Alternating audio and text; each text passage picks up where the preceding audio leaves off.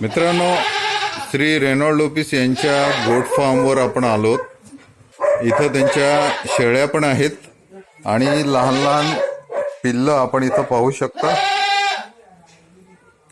Lopes साहेब, तुमच्या हे छानपैकी किती बकऱ्या आहेत सगळ्या इकडे? 14 आहे. 14. मग ह्याची देखरेख कशी करता तुम्ही? काय नाही, त्याला सोडतो, हा, बाहेर सोडतो अच्छा. जागेमध्ये आणि हा. संध्याकाळी थोडासा खुराक देतो. अच्छा. आणि ह्याची पैदाईश साधारण कशी होते? किती ते 6 महिन्याला काला? पिल्लं होतात त्याला. 6 महिन्याला पिल्लं होतं. एक शेळी एका वेळेला 2 पिल्लं देते. 2 पिल्लं देते. मग ह्याचं दूध काढता की ते पिल्लांना? पिल्लानं दूध पिल्लांना दिलं जातं. हा, त्यामुळे यांची वाढ चांगली होत असेल. चांगली होती.